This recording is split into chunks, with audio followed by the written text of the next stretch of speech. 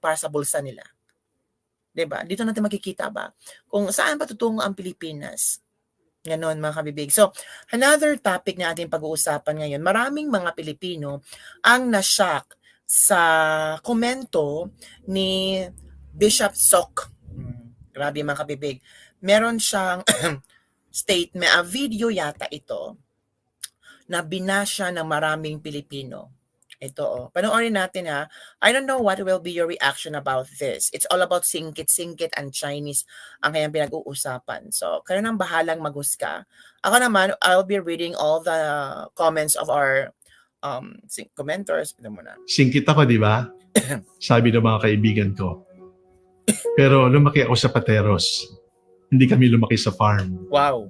At ang pagiging singkit ko ay hindi dahil ipinanganak ko sa China. Wow, grabe ha. Pinanganak ako sa Pilipinas. Pero may dugong Chinese yung aking mga magulang. Then? Ang singkit parang mahirap makakita.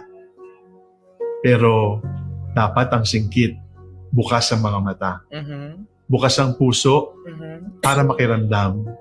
Bawal ang singkit na puso. Bawal din ang singkit na isip na parang makipot, parang hindi malawak ang pananaw. Buksan natin ang ating mata.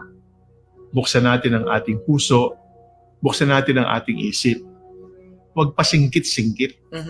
Buksan at makikita ninyo mayroong hindi magandang nangyayari sa ating kapaligiran.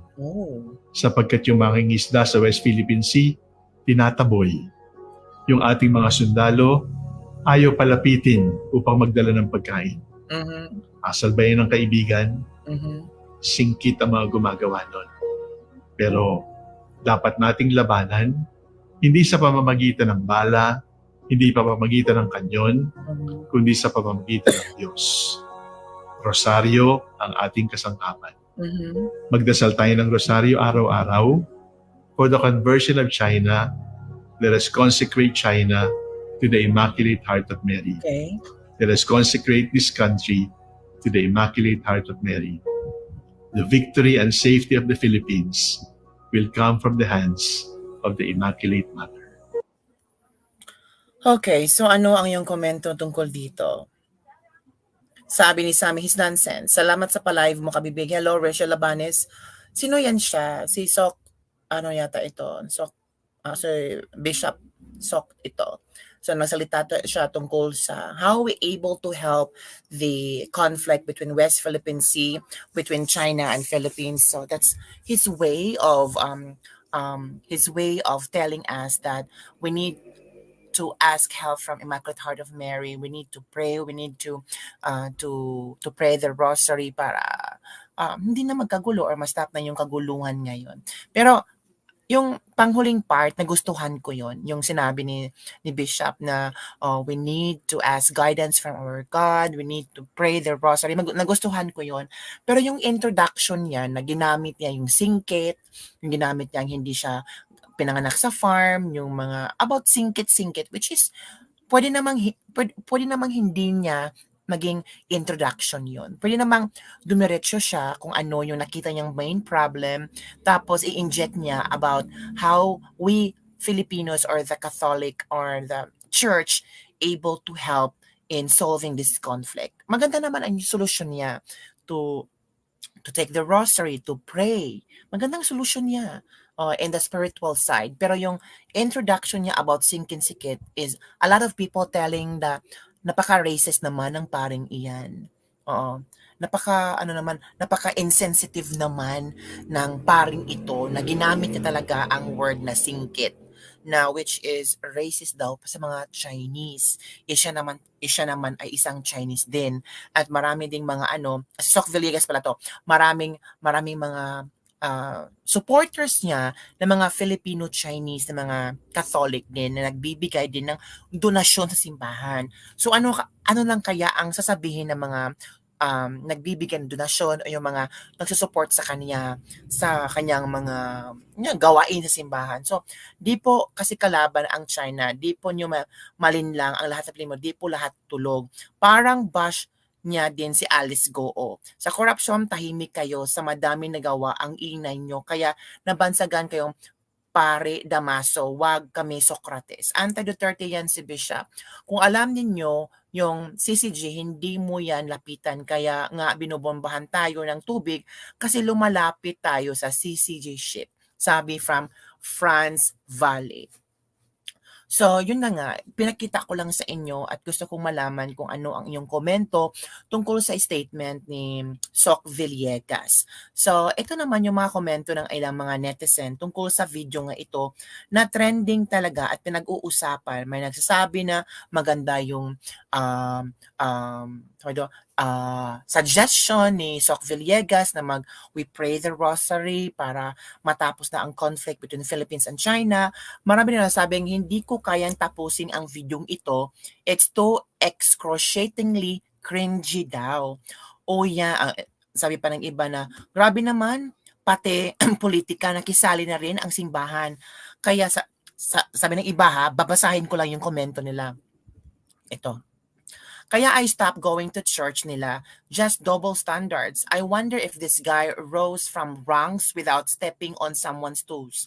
A true Christian prays, seeks guidance from Lord above, and prays for the leaders to find enlightenment and not use the platform to provoke. Padre Damaso is just jealous that slit-eyed peoples have better, effective, and more prosperous societies than good old Catholic Philippines. He can blame himself, and is sort of that. Bishop Soc patronized the late Tita Cory and had direct Chinese lineage from Saudi Asia, diba? Also, he sounds like he's instigating war, but he discouraging using bullets and cannons. Hay putya talaga itong Soc Villegas na ito. Nakakawalang respeto yung ganyang klaseng tao na miyembro pa naman ng simbahan. Kung ang sasalubong sa iyong pagdating ay may masamang mukha at may pakitang giliw, lalong makaingat kaaway kalihim siyang sa isis kabagbakin pilos montasyo. Buti kahit singkit si Father Imalino yung nagbabasa siya ng script niya, lol. I think he's just trying to be relevant. Sabi ng isang netizen na, kung matalino lamang ang gagamitin, maaaring hindi talaga maunawaan. Pero kung merong wisdom, higit pa marinig nyo ang inyong maunawaan. God bless you all. So, ito yung mga komento ng mga ilang net. He is not supposed to say this sarcastic words. Oo nga, ang sabi ko nga, mas maganda sana kung diretso siyang nag-encourage sa mga tao na tungkol sa conflict sa West Philippine Sea. In order to solve this, maybe the church can help through praying, through rosary. Pero iba yung style niya eh. It's all about starting with the singkit, tapos yung parang sinasabi niya about yung mga Chinese, yung singkit yung puso, singkit yung isipan, di ba? Ang pangit tingnan. We're all the same.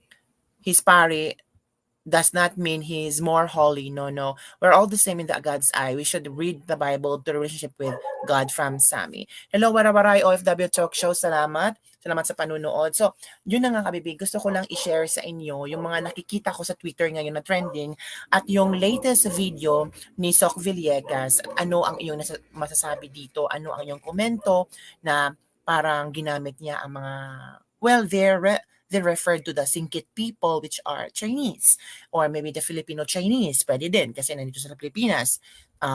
Tapos yung kay Tingog Fartelis Asidre kung paano niya parang paano niya parang I think kulang siya sa impormasyon.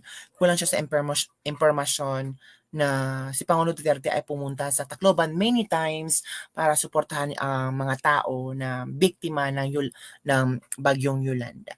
So yun mga kabibiga. I think this is the second time to do live. So hindi ko pahabain ang live ko ngayon because I need to do some exercise kasi lumalaki na ako so kailangan ko ng mag-exercise mga kabibig. So salamat sa panunood and also don't forget to like, subscribe, and share this video.